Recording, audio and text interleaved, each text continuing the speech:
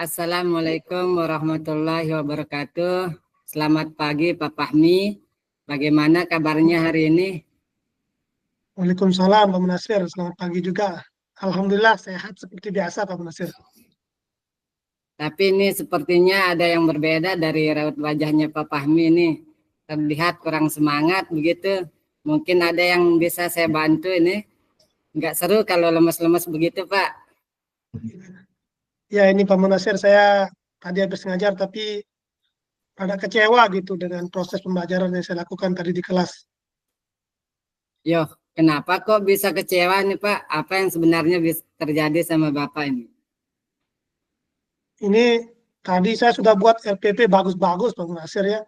Tapi ketika saya ngajar, banyak waktu saya terbuang ketika penjelasan Pak. Jadi beberapa aktivitas murid itu jadinya nggak, sudah saya rencanakan, alatnya sudah saya bawa, tapi nggak terlaksana nih Pak Munasir. Jadi saya kecewa dengan itu, udah dengan pengajar saya Pak Munasir. Oh begitu, saya paham itu Pak.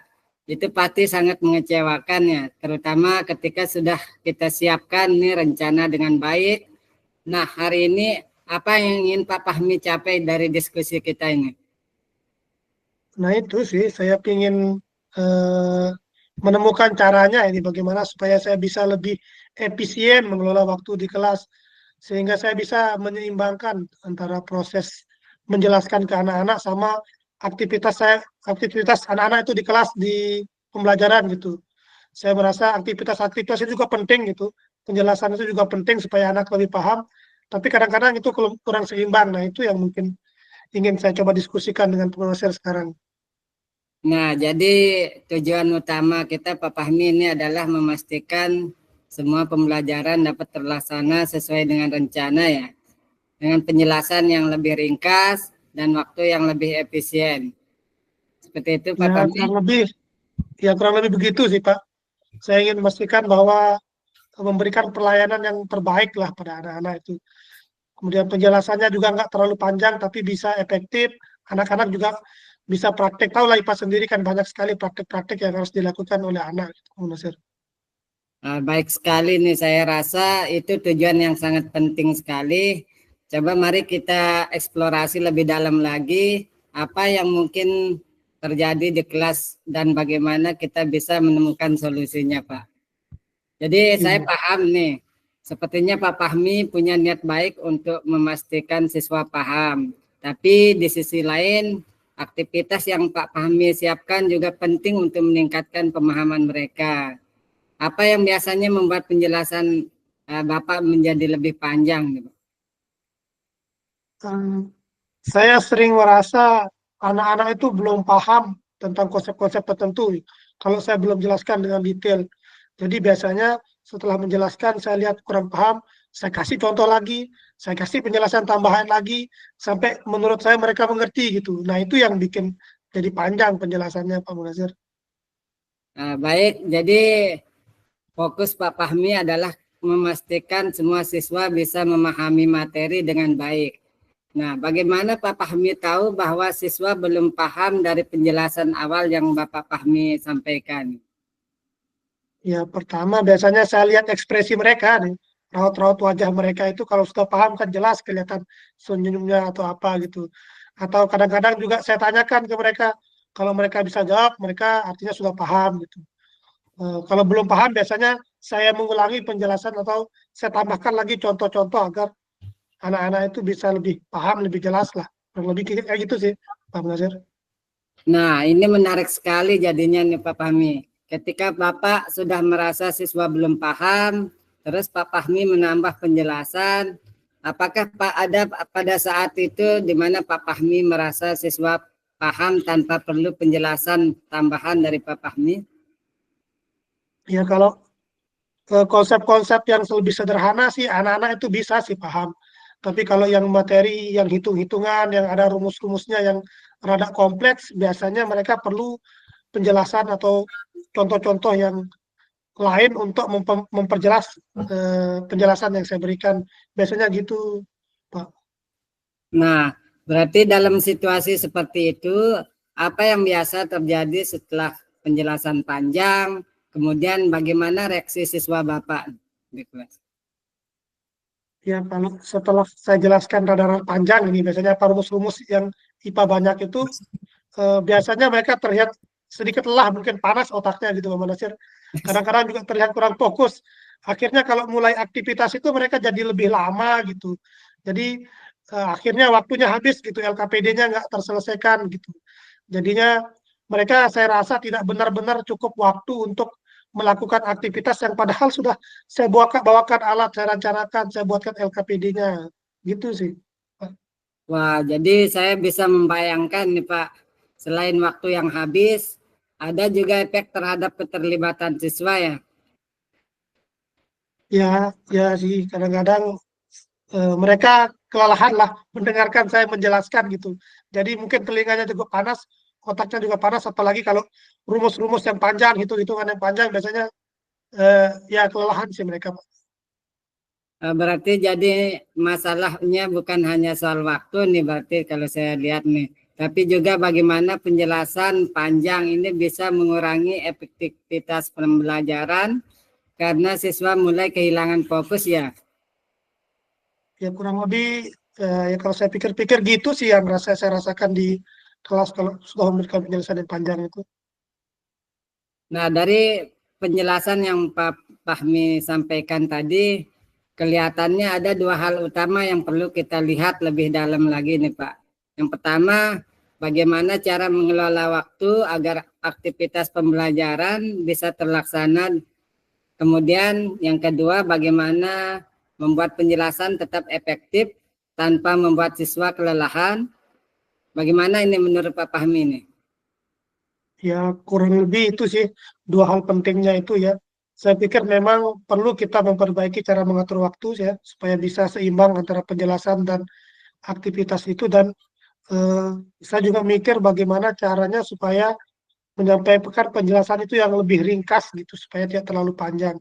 Nah itu memang dua hal itu yang perlu kita buat rencana yang matang nih Pak Munasir. Mungkin bisa dibantu saya lagi lebih lanjut jauh lagi. Oke, oke. Mari kita pikirkan beberapa solusi untuk masalah ini, Pak.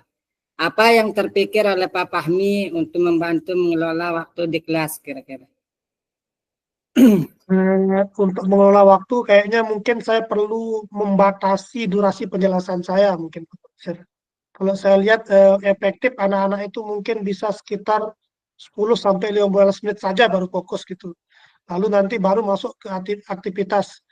Nah, mungkin dengan pembatasan waktu seperti itu 10 sampai 15 menit ini kayaknya bisa menjaga keseimbangan antara penjelasan yang saya berikan dan aktivitas-aktivitas praktik yang anak akan lakukan gitu. Nah, itu ide yang sangat bagus nih, Pak. Dengan membatasi waktu penjelasan, siswa juga punya lebih banyak waktu untuk melakukan aktivitasnya yang sudah Pak Fahmi rencanakan. Nah, tapi bagaimana jika di tengah penjelasan Pak Fahmi merasa ada yang belum paham ini? Apa yang akan Pak Fahmi lakukan kira-kira? Ya tentu kalau anak-anak belum paham, saya akan memberikan waktu lah sedikit singkat lah untuk melakukan tanya jawab itu setelah penjelasan. Namun tidak mengulang lagi penjelasan-penjelasan dari awal gitu. Saya akan melihat apakah siswa yang menanyakan itu sudah paham atau belum. Nah, baru baru lanjut ke materi-materi aktivitas berikutnya gitu, Pak Musir. Nah, itu baik sekali, Pak. Jadi Pak Fahmi akan memberi ruang bagi siswa untuk bertanya, dan dari sana Pak Fahmi bisa menjelaskan konsep yang mereka masih bingung. Bagaimana cara Pak Fahmi memastikan bahwa ini tidak memakan waktu lebih dari apa yang Pak Fahmi rencanakan? Ya, praktisnya sih saya akan coba atur timer gitu. Saya buat stopwatch di HP itu, Pak Munasir, supaya saya bisa melihat gitu.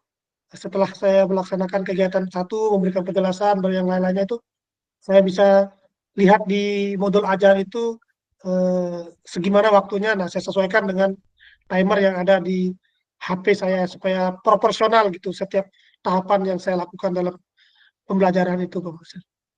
Wah, itu ide yang sangat praktis, Pak. Dengan begitu, Pak Fahmi nanti kan bisa menjaga fokus pada alokasi waktu yang sudah dibuat.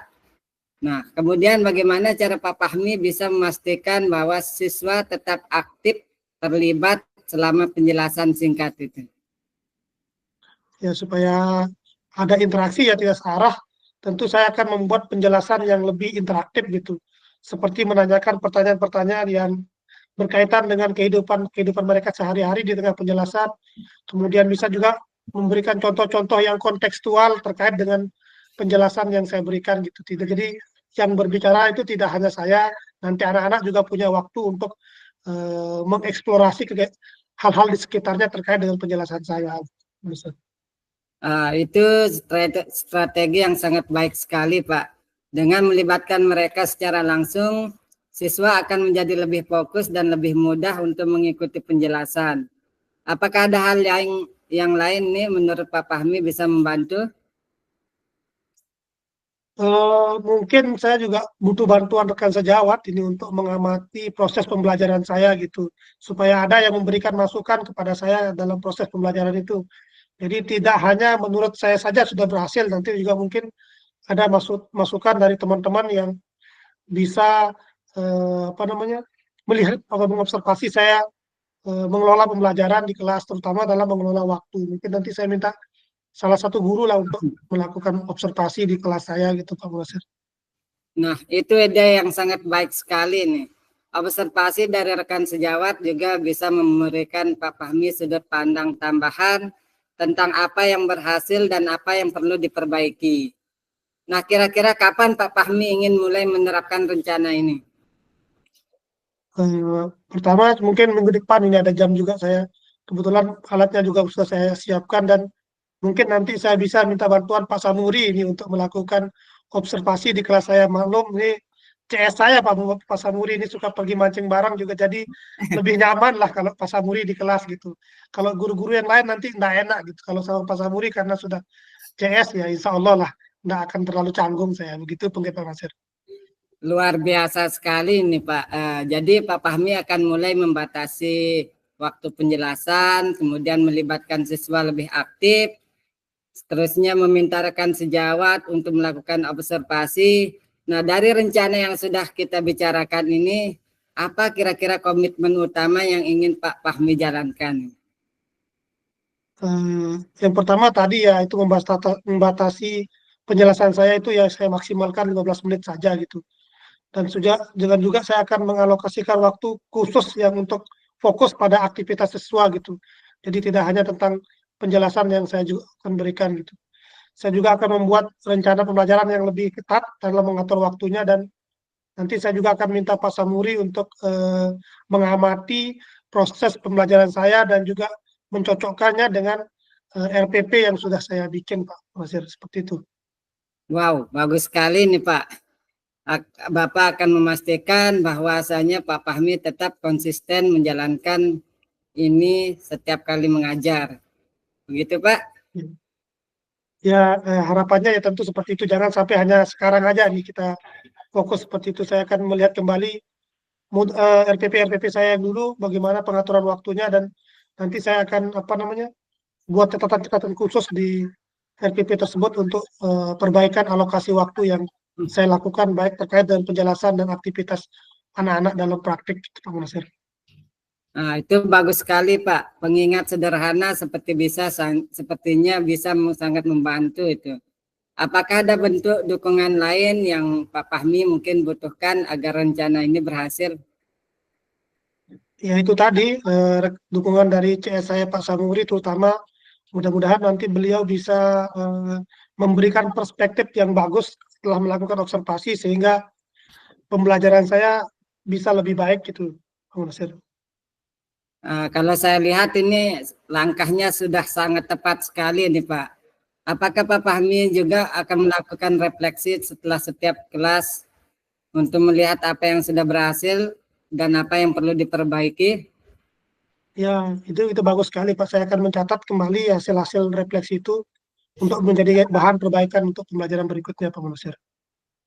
Nah, itu hebat Pak. Saya yakin dengan rencana ini nantinya Pak Fahmi bisa mencapai tujuan yang ingin dicapai. Semoga pelaksanaannya nanti berjalan dengan lancar. Amin Pak Basir. Terima kasih atas bantuannya Pak Basir. Sama-sama Pak, saya senang sekali bisa membantu. Jangan ragu-ragu nih Pak untuk berbagi hasilnya nanti. Saya tunggu ya Pak ya. Siap Pak Basir, insya Allah. Ya kalau begitu Pak, saya kebetulan ada janji ini dengan murid saya. Dia ngumpulkan PR, saya pamit duluan Pak. Salam sehat Terima selalu. kasih Pak Basir. Ya, Terima kasih Pak Basir. sudah selesai.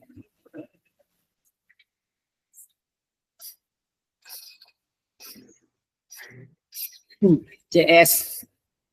Saya alhamdulillah Pak Basir.